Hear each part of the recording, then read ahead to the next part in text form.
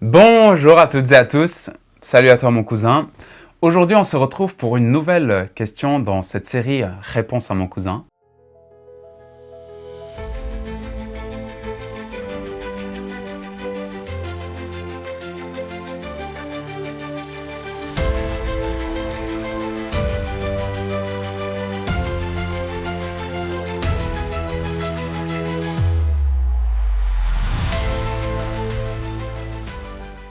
Quand on parle aujourd'hui du Big Bang, on pense à une théorie scientifique largement admise. Mais ce qui est intéressant, c'est que cette idée, quand elle a été proposée pour la première fois, a rencontré une résistance, surtout de la part de certains scientifiques matérialistes. Et pourquoi? Parce que le Big Bang implique un commencement.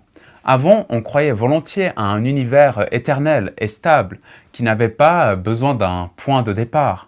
Mais en 1927, un prêtre catholique et astrophysicien belge, Georges Lemaître, a proposé ce qu'il appelait l'hypothèse de l'atome primitif. L'univers s'est étendu à partir d'un état initial.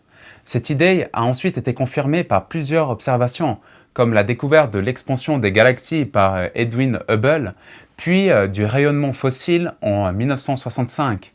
Et ce qui est frappant, c'est que certains scientifiques rejetaient au départ le Big Bang parce qu'ils y voyaient une idée trop religieuse, trop proche de la Genèse, un commencement à partir de rien. Et le nom Big Bang lui-même au départ était une moquerie inventée par un astrophysicien sceptique, Fred Hoyle, qui préférait croire à un univers éternel.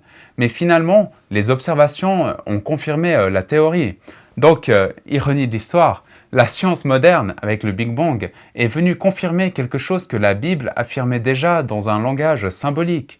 L'univers a un commencement. Le récit biblique de la création, au tout début de la Genèse, commence par ces mots, au chapitre 1, verset 1, « Au commencement, Dieu créa le ciel et la terre ». Cette phrase n'essaye pas de décrire un mécanisme cosmologique, elle affirme une vérité fondamentale. L'univers n'est pas éternel, il n'existe pas par lui-même, il a une origine, et cette origine est voulue.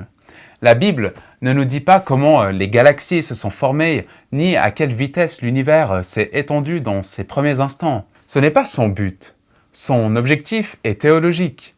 Affirmer que tout ce qui existe est le fruit d'une volonté, d'un acte créateur, et non par le résultat d'un hasard aveugle ou d'un combat chaotique entre divinités rivales comme on le trouvait dans d'autres mythes de l'époque. En ce sens, la Genèse et le Big Bang ne s'opposent pas. Le Big Bang décrit comment l'univers a commencé à se déployer. La Genèse dit pourquoi il a commencé. Parce qu'il est voulu, parce qu'il est porteur de sens. On pourrait dire que la Bible donne la cause ultime, le dessein créateur, tandis que la science donne les causes secondes, les mécanismes physiques. Et Saint Augustin, déjà bien avant que la science moderne existe, mettait en garde contre la tentation de prendre les récits bibliques comme des descriptions techniques. Pour lui, ce qui compte, c'est le message spirituel. L'univers a un commencement, et ce commencement vient de Dieu. Et Jonathan Pageau, et oui encore lui, dans sa lecture symbolique, dirait que la création de la Genèse n'est pas un reportage cosmologique, mais un récit qui ordonne le chaos, qui établit une hiérarchie de sens. Et le Big Bang, de ce point de vue, ne contredit donc pas la Bible. Au contraire, il rejoint cette affirmation fondamentale. Il y a eu un commencement. Le Big Bang, tel que la science le décrit, nous dit qu'il y a environ 13,8 milliards d'années, l'univers était concentré dans un état extrêmement dense et chaud. Puis, il s'est mis à s'étendre. Très bien, mais il reste une question. Pourquoi y a-t-il eu quelque chose à faire exploser? Pourquoi y a-t-il un univers plutôt que rien du tout? La science, par définition, ne peut pas répondre à ça. Elle peut décrire les lois physiques qui régissent l'expansion, mesurer les vitesses des galaxies, étudier la matière et l'énergie, mais elle ne peut pas dire pourquoi ces lois existent, ni pourquoi elles sont si étonnamment ordonnées et intelligibles. Et c'est là que la foi intervient. La Bible dit « Au commencement, Dieu créa ». Autrement dit, l'existence même du monde est un don. Le Big Bang peut être compris comme la manière dont ce don s'est déployé physiquement, mais la cause ultime, Pourquoi il y a un monde? Pourquoi il y a des lois? Pourquoi la réalité est intelligible? Échappe aux équations. Et Stephen Meyer, un auteur que je t'encourage, c'est la deuxième fois que je t'encourage à lire, il me semble, insiste beaucoup là-dessus. Le simple fait que l'univers ait un commencement et qu'il soit compréhensible par notre intelligence est un indice fort en faveur d'une source rationnelle, d'une volonté créatrice. Même Einstein, qui n'était pas croyant au sens classique, parlait de l'énigme de l'intelligibilité du monde. Pourquoi la réalité correspond-elle si bien à notre esprit, comme si elle était écrite dans un langage que nous pouvons décrypter? Et autrement dit, le Big Bang n'élimine pas Dieu. Au contraire, il rend la question de Dieu encore plus pertinente, parce qu'il nous oblige à nous demander pourquoi ce commencement? Pourquoi cet ordre? Pourquoi cette cohérence? Une des grandes différences entre une lecture matérialiste du Big Bang et une lecture biblique, c'est la question du but. Dans une perspective strictement matérialiste, l'univers est né par hasard, sans raison, et tout ce qui en découle, les galaxies, la vie, la conscience, ne serait qu'une succession d'accidents. Et dans cette vision, le Big Bang ne signifie rien.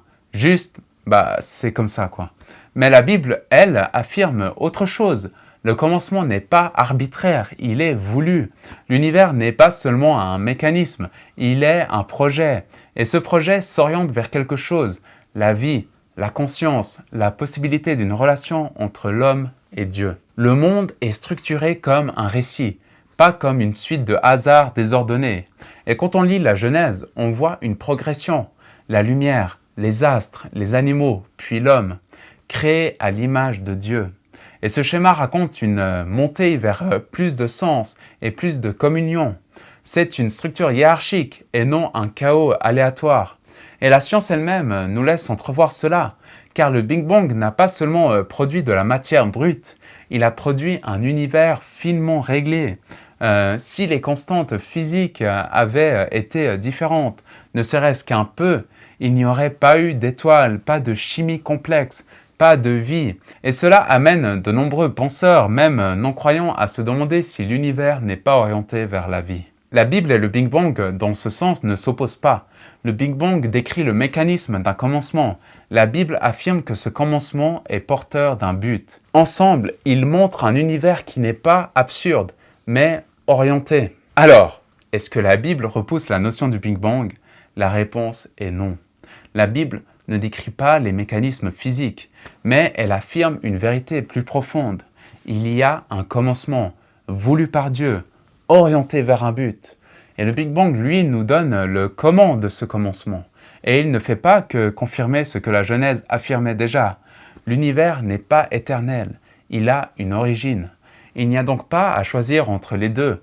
La foi et la science ne sont pas ennemies, elles se complètent. La science nous aide à comprendre les lois et les processus. La foi nous aide à comprendre le sens. Et quand on met les deux ensemble, on découvre un univers immensément plus riche, à la fois rationnel et porteur de finalité. Et voilà ma réponse à cette quatrième question. Et dans la prochaine vidéo, nous aborderons une interrogation encore plus brûlante, qui touche directement au cœur de notre expérience humaine. Si Dieu existe, pourquoi y a-t-il tant d'injustice dans le monde?